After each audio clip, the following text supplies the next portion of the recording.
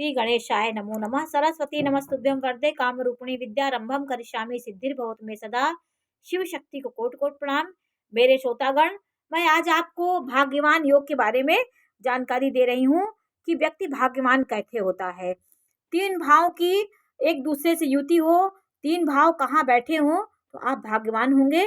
तो तीन भाव कौन है इसको आप जान लीजिए। चतुर्थ भाव, पंचम भाव और नवम भाव। ये तीनों भाव को देख कि आप अपने भाग्यवान है कि नहीं है, इसका निष्कर्ष निकाला जाता है। चतुर्थ भाव का स्वामी यदि केंद्र में हो और पंचम भाव का स्वामी केंद्र में हो और नवम भाव का स्वामी केंद्र में हो तो आप भाग्यवान हैं। कहीं ना कहीं आप ये तीनों ग्रह आपके बली हैं तो आप भाग्यवान होंगे। देखिए, इस कुंडली मैंने आपको जानकारी दी है कि जैसे चतुर्थ भाव, ये चतुर्थ भाव मिथुन लग्न की कुंडली है। चतुर्थ भाव का स्वामी बुध हुआ, ये देखिए केंद्र में बैठा है। ये त्रिकोण भी होता है, केंद्र भी होता है।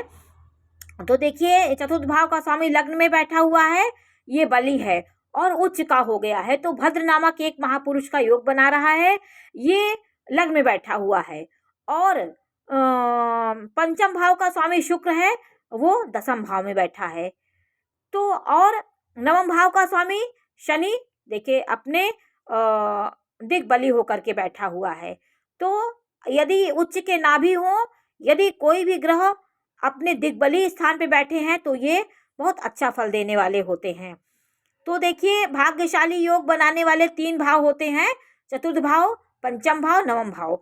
इस भाव को देख करके आप कुंडली में बता सकते हैं कि व्यक्ति भाग्यवान होगा। चतुर्थ भाव की स्थिति देखिए, पंचम भाव की स्थिति देख लीजिए और नवम भाव की स्थिति देख लीजिए कि ये केंद्र में हो कहीं ना कहीं, क्योंकि केंद्र और त्रिकोण ये सब भाव बहुत बली होते हैं।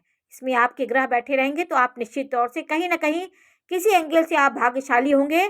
चाहे स्वार्जित धन पा करके भाग्य अपना बनाए, चाहे भाग्यमान होंगे जन्म से ही, तो केंद्र त्रिकोण का योग होने से व्यक्ति बहुत धनवान होता है। ये जो भी योग हैं ये भी केंद्र त्रिकोण के योग बनने से होते हैं।